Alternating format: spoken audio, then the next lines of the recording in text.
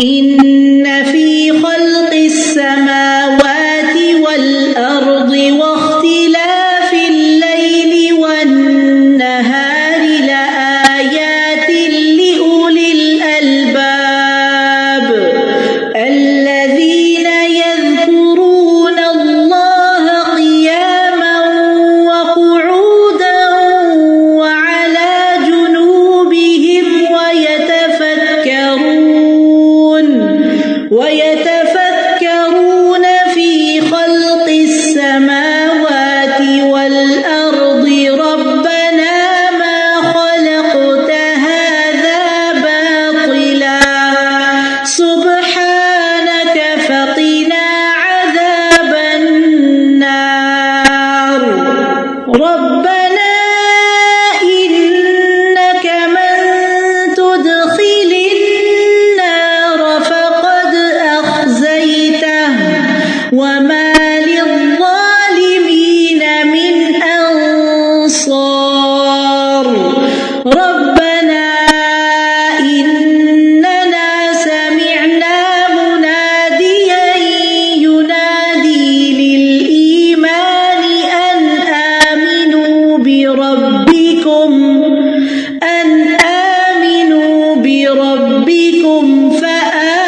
فآمنا ربنا فاغفر لنا ذنوبنا وكفر عنا سيئاتنا وتوفنا مع الأبرار ربنا وآتنا ما وعدتنا على رسلك ولا تخزنا يوم القيامة إنك لا تخلف الميعاد فاستجاب لهم ربهم أني لا أضيع عمل عامل منكم من ذكر أو أنثى بعضكم من بعض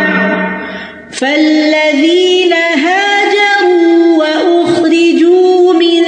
ديارهم وأوذوا في سبيلي وقاتلوا وقتلوا لأكفرن عنهم سيئاتهم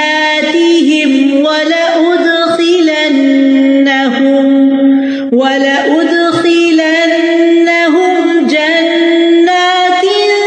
تجري من تحتها الأنهار ثوابا من عند الله والله عنده حسن الثواب لا يغرنك تقلب الذين كفروا في البلاد متاع قليل ثم مأواهم جهنم وبئس المهاد لكن الذين اتقوا ربهم لهم جنات تجري من تحتها الأنهار خالدين فيها نزلا من عند الله وما عند الله خير للأبرار وإن من أهل الكتاب لمن يؤمن بالله وما أنزل إليكم وما أنزل إليهم وما أنزل إليهم خاشعين لله لا يشترون بآيات الله ثمنا قليلا أولئك